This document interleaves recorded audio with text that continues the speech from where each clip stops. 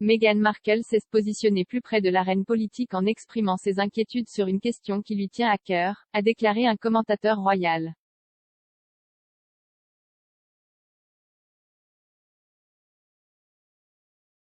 La duchesse de Sussex a publiquement exprimé son point de vue sur la décision de la Cour suprême des États-Unis d'annuler l'arrêt Roe v. Wade de 1973 qui l'a rapproché de l'arène politique, selon le professeur Pauline McLaren.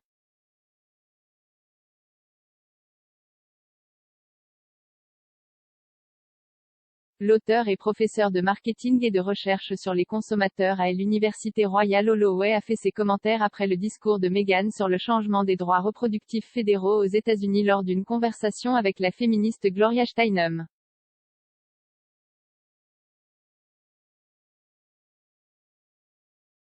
Dans la puissante interview de Vogue, la duchesse a exhorté les personnes effrayées par l'effet d'entraînement de la décision de la Cour suprême à transformer cette peur en action et à se rendre aux urnes en novembre, lorsque les Américains voteront lors des élections de mi-mandat.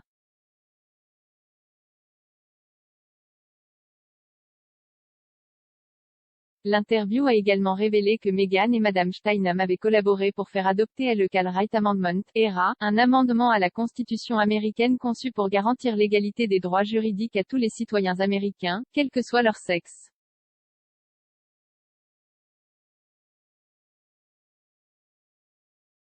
Après que Madame Steinem ait déclaré que les militants devraient faire pression sur la Maison-Blanche et le Congrès pour qu'il adopte l'amendement, Meghan a déclaré: « Eh bien, Gloria, il semble peut-être que vous et moi allons bientôt faire un voyage à DC ensemble. »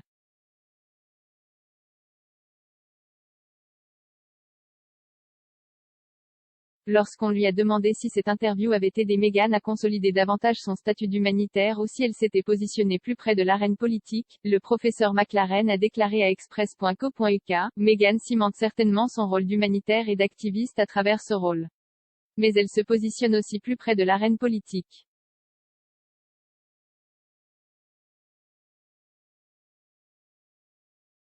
Le professeur McLaren, co-auteur de Royal Fever, The British Monarchy in Consumer Culture, a ajouté: « Ces aspects sont tous liés les uns aux autres, car être militant, c'est aussi être politique. »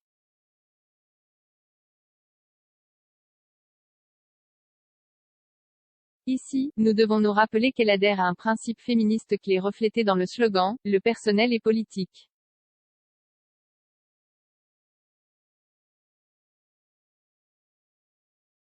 En d'autres termes, les expériences personnelles des femmes trouvent leur origine dans leur situation politique et l'inégalité entre les sexes.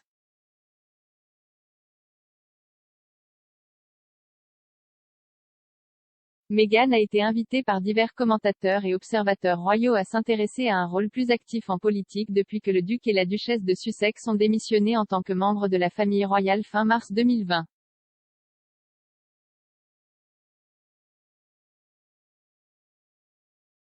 La duchesse, qui pendant son mandat de membre senior du cabinet était restée strictement politiquement neutre, a exprimé son point de vue sur l'importance de s'inscrire pour voter à l'été 2020, avant les élections présidentielles américaines qui ont vu Joe Biden mettre fin à la présidence de Donald Trump.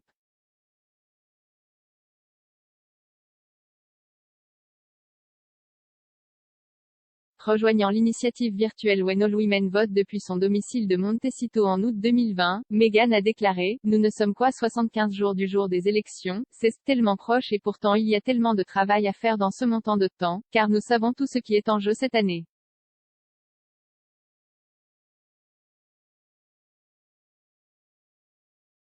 La duchesse s'est également associée à Madame Steinem au cours de ce même été pour appeler à froid les Américains et les exhorter à voter.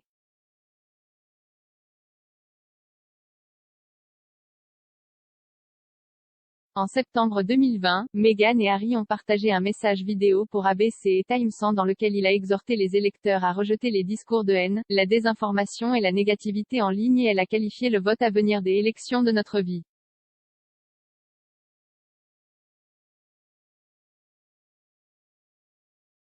Cela a déclenché la réaction d'un membre républicain du Congrès, Jason Smith, qui a écrit une lettre fulgurante à l'ambassadrice du Royaume-Uni à DC, Dame Karen Pierce, pour demander au gouvernement britannique de s'assurer que le pouvoir n'interférerait plus dans les élections américaines.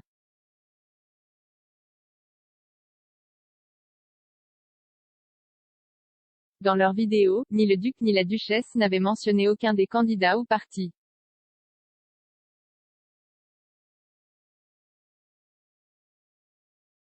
L'automne dernier, il est apparu que Meghan avait appelé à froid des sénateurs républicains en utilisant son titre royal pour défendre une autre cause qui lui tenait à cœur, les congés familiaux payés.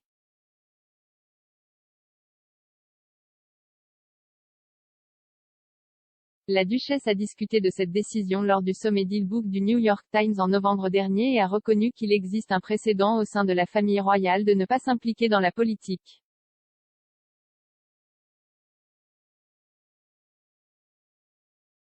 Cependant, Meghan a déclaré que sa campagne sur la question du congé parental payé n'était qu'une question humanitaire plutôt qu'une question politique.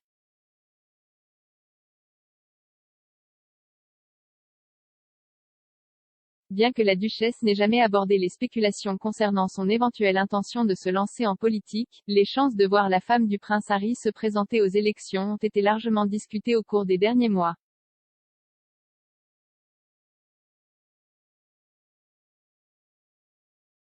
En mai, on a demandé à Valerie Biden-Owens, la sœur et conseillère politique du président Biden, si Meghan ferait une bonne candidate à la présidence.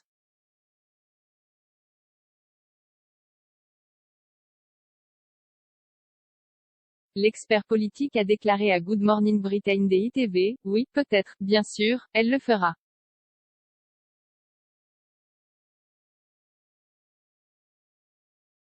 Le rédacteur en chef royal des ITV, Chris Shipp, a réagi en disant qu'il avait toujours pensé que la duchesse lancerait une carrière politique à un moment donné de sa vie et que cela ne me surprendrait pas du tout si elle décidait finalement de le faire.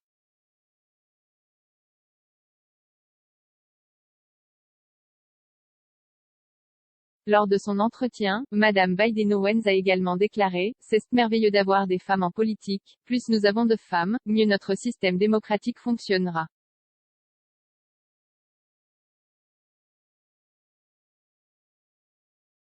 Nous embrassons toutes les femmes et nous lui souhaitons la bienvenue pour rejoindre le Parti démocrate.